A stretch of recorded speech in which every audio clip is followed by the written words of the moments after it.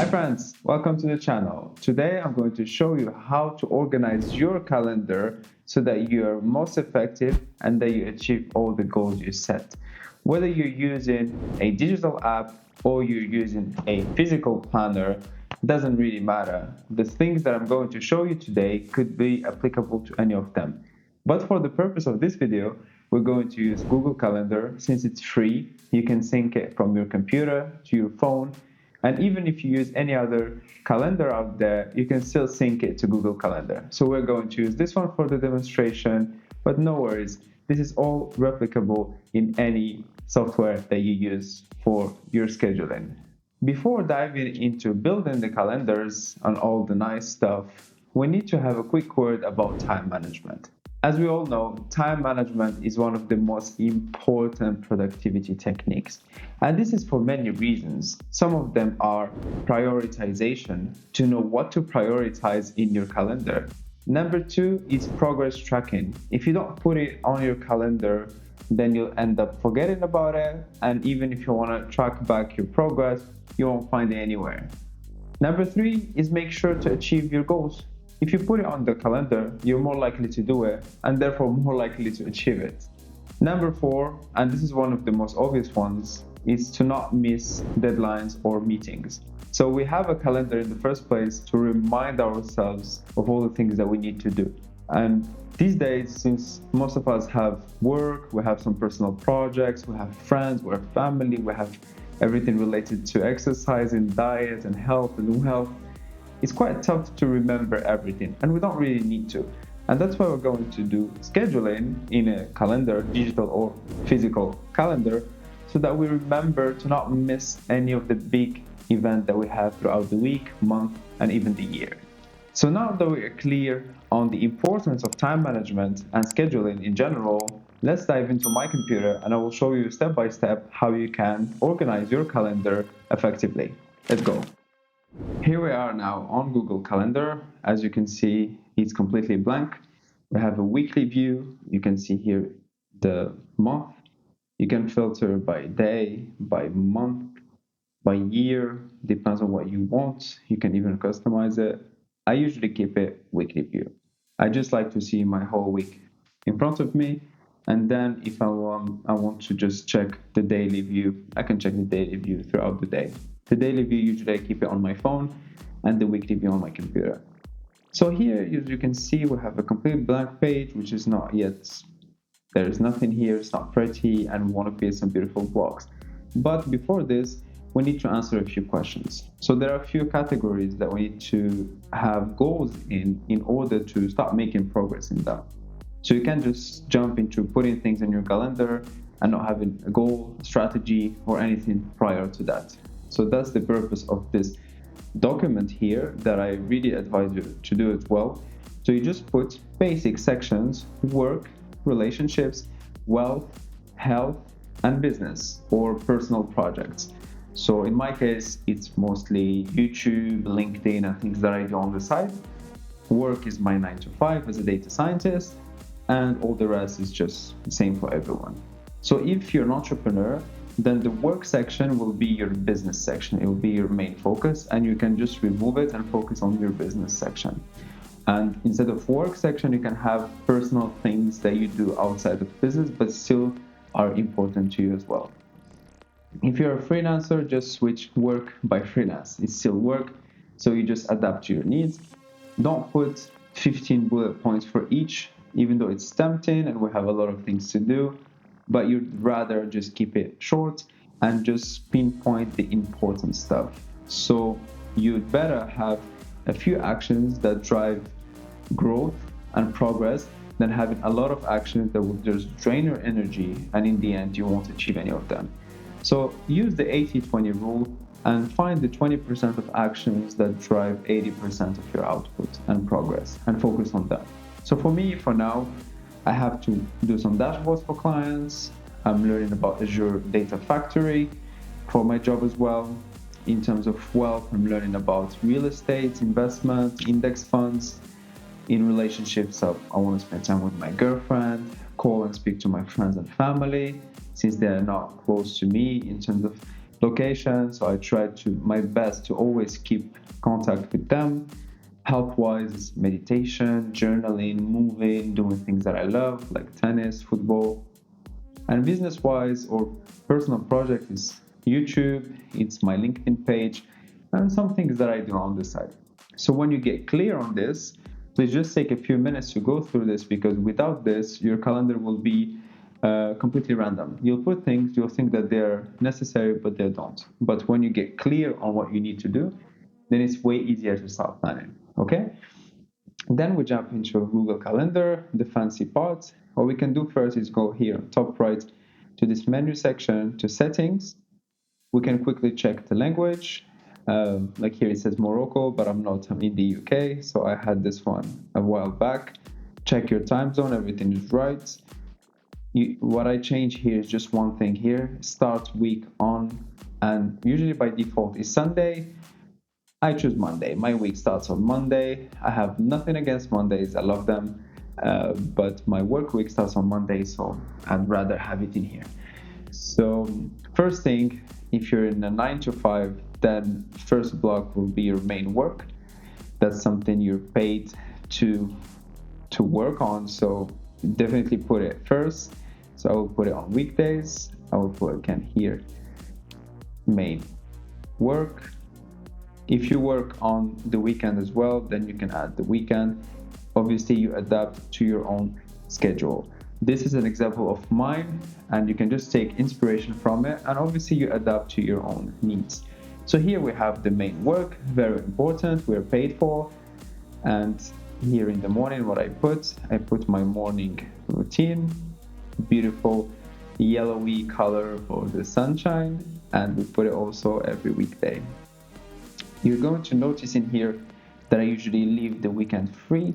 It's because that's my time to do whatever I want. So it's a little bit of freestyle. If I want to travel, go with my girlfriend somewhere, sleep a little bit later, not having to overthink what I'm having. So I try to do everything during the week, and the weekend is an extra. If I need to work on the weekend and I'm home, I will happily do it. But it's not on my schedule. It doesn't bother me. It doesn't take much of my mental space, which I really need sometimes.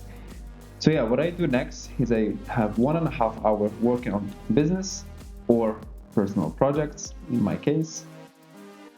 So if you're growing a business on the side or something, this is your time. So yeah, a little bit of waking up early. I used to wake up at 5, these days at 6. But if you want to grow something on the side, you can skip doing these things, But if not, you can wake up at 7, 8, and then you start your working day after a few stretching, meditation, hopefully, and then you feel ready. So here, I have a nice healthy meal. Since I'm working from home, that's something that I can make myself, also every weekday. And now if you see, we're covering just the things that we have on the Google Docs. So health-wise, we have a healthy meal. We need to add some of the rest. Work, we already put it. Business part is already there. So let's focus now on the exercising. Usually on Monday, I play football. So everything related to health is a beautiful green here. Football once a week, so it's just weekly on Monday. So the time varies here, sometimes half an hour after or before, but this is something that you can adapt easily, just move in blocks. And also go into the gym. So we'll have gym 2 or 3 times a week, or sometimes tennis. So really, really depends, but I just put it again green. I'll put it in here, have every custom. So we put it 3 times a week. Always leaving the weekend as a freestyle. If I want to go on the weekend, I would. Then we have here relationship, very important. That's why I'm leaving the weekend free, so I can meet friends, my girlfriend, travel, go for a walk, watch a game, whatever. I do it there. Obviously, since I don't live in my country, I have to call my family, call friends. So I just put it there, call family and friends. And I put it in a nice orangey tangerine color. And I usually do it before going to the gym. So I have a nice walk going there. And I just put it at the same days at the gym. So on my way, I'm on the phone, checking on everyone and having a good time. So as you can see here, we already have everything we need. We didn't touch on the wealth part. We can add it, for example, the wealth part here. a nice evening just chilling out and doing some research on wealth education or even investing or anything. Here you can put in here and you do it once a week. Even though it might seem that it's not much, but 1 hour a week or 1 hour and 15 minutes a week, this compounds over time and you find yourself that you're learning a lot and you're making the right decisions over time. For example, here, if your main focus right now is wealth education instead of having a side business, then you can switch it, have wealth education here instead of the business part. So you'll have an hour and a half every morning to work on it, and that should be plenty of time to get educated in anything in general. And one thing that I add as well, which is my PM routine,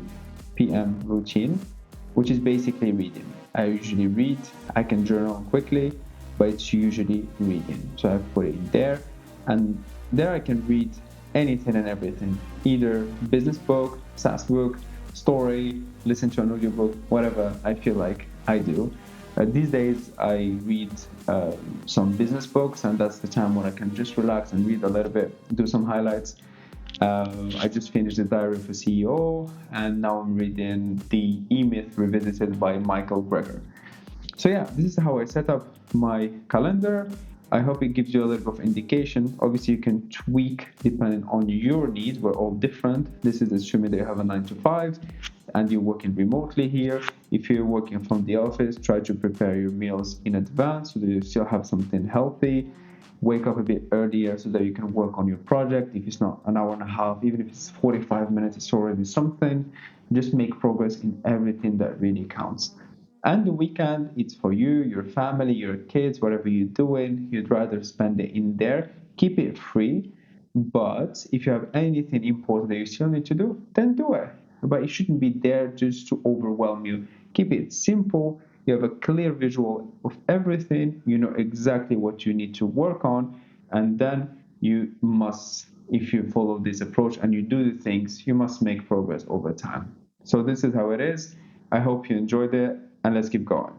Now that you know how to set up your calendar, there are a few things that I still need to mention. First one is mind management. As much as time management is important, mind management is crucial. That's why on my calendar, I always add meditation, time to speak to friends, to family, to exercise, even sometimes times to go for a walk or something that relaxes. Because we're not machines and we can't work all the time, even though it's tempting to overdo it, but still, we need to be careful with our minds. We don't want to burn out. We don't want to affect ourselves mentally. And we always want to be happy in what we do. That's the main goal. Yes, we work, we hustle, we do things, definitely, and we do. But always keep in mind management. And there is a nice book that I'll attach somewhere here that I summarized called Mind Management, Not Time Management by David Kaddafi, which will go through all the details about how to prioritize your mind as well as combining it with time management. Number 2 is the importance of saying no. When you have a busy schedule, and busy in the sense that you have a lot of things going on, and not just busy for the sake of being busy, as we talked about earlier, you can't accept doing everything. You can't say yes to everything. Before, I used to say yes to most of the opportunities. So anyone who wanted to jump on a podcast, who take my time to, I don't know, for any sort of article or to explain to them something. And I was like, yes, yes, yes. And I think at the beginning of my journey, that was important because I learned so much. I spoke to so many people. But nowadays, I just can't do it anymore. I just can't give all my time to everyone. I still need to work. I still need to work on my projects, to take time for my family, to exercise. There are so many things that we can do, and we all only have 24 hours a day. So learn to say no to the things that are not as important as the things that you had on your document. So these ones are your priority, and everything else, consider them. Don't say yes too quickly, but if needed, learn to say no. That's a skill anyone should learn. To summarize everything that we've seen today, we learned about the importance of time management in terms of prioritization, achieving goals, being more efficient, and all of these things. Then we jumped into Google Calendar. We defined first our main big sections that we need to take care of. in business, in work, in health, in wealth, in relationships. All of these things should be taken care of. Obviously, adapt to your own needs. If you're a freelancer, if you're a business owner, if you work in a 9 to 5, in whatever you're doing, most of these things are still applicable. Just adapt a little bit to your needs. Then we also talked about the importance of mind management, not just time management, because we only have one mind and we need to take care of it. So do all the things that you need. For example, walk, meditate, speak to your close people, have some fun time, like you need to leave, not just work, all these things so that they can also enhance your results in terms of wealth, work, and all of the other categories that we talked about. Then finally, we learned about the importance of saying no. Filter the things that you say yes to. You're not a robot, you can't be everywhere, and you can't please everyone. And that's not really the point. You just choose your priorities, you work on them, and if any opportunity pops up, just consider it. But don't just jump quickly on saying yes and then just struggling to keeping up with everything that you need to do. You only have 24 hours a day, plan them wisely, and start working on them. Thank you for watching this video. I hope you learned a few things about scheduling, about building your own calendar, and a few other productivity techniques watching this video with me. I hope it gave you some clarity in the process on building your own calendar, whether it is on Google Calendar or it is in a physical calendar, whatever, your choice, but you can use the same techniques so that you're more efficient, you know what you're doing, and specifically you know what to prioritize in order to get results. So if you enjoyed this video and these types of videos in general, give it a like and subscribe to this channel. I'll make sure to make even more videos on the topic and things that you can learn from.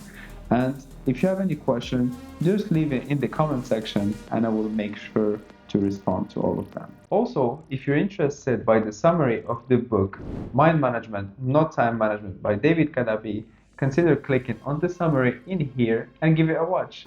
See you soon.